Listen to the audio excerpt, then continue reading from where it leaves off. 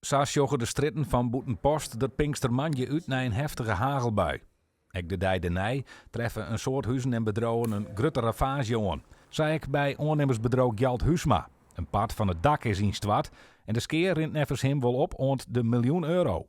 Ja, het had beter aan het voortkomen kunnen omdat die hagelbomen op het daklijn, denk ik.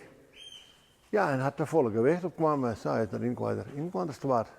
Voordat je benzine mee steken, voordat je hout is voort. Nou ja, en we rijden weer oproemen worden, we rijden weer opnieuw maken worden. Nou ja, dan ben je allemaal een paar procent kwijt, hè.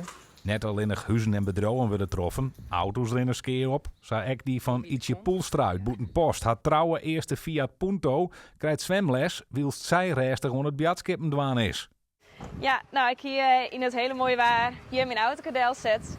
En ik zwem bjatskippen man bij de plus. Toen ik naar binnen ran, wie er eigenlijk helemaal niks van de hand. En toen ik naar buiten ging, keer de bjatskippen die en toen wie het heel bot aan het rijden. Dus ik dacht, nou, ik school hier wel even daar onder het A-dakje. Er weer meer klanten die dat doen. Op een gegeven moment werden daar zelfs wieters kwamen naar binnen. En voordat ik het wist, die het eigenlijk het wetter al, nou ja, tot onder knibbels zo heug.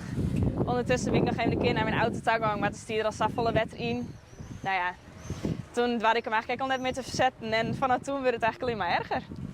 Nou, ik ging net in de gaten dat daar aangaan zo net. Ik denk, oh, dat zou wat mij vallen, maar toen kwam ik hier en toen zei ik, dus die balken zo. Nou, dat is jammer. Waar had nou in de gaten dat het van balken zo? Wassen zoeken, knappen zoeken, of verdwingen zoeken. Doe maar. Het leidt er raar heen, verder. Bij het verzwargingshuis Haarsma hier in Boetenpost wordt manje de onderverdieping evacueren.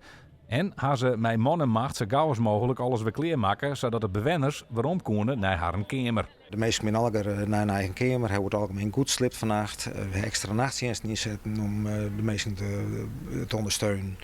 En we zijn nu bezig om de laatste dingetjes te doen en te zien van wat is nou haast de echte skeerde. En dat is natuurlijk nog een beetje afwachten van goh, wat doet het wetter met de vleuren. Hè?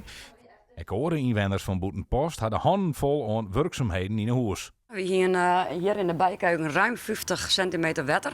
Dat ronden naar binnen, dik 30 centimeter in de wc.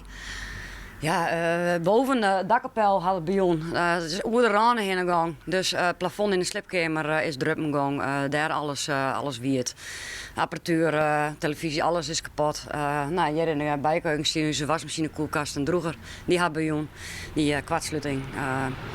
Ja, en in de wenkamer, toch dat de auto's die moeten ook gewoon terugrijden. Dus elke keer dat er een auto delrijdt, dan kwam er een golf naar binnen via de fjordor. Dus de wenkamer is die echt blank.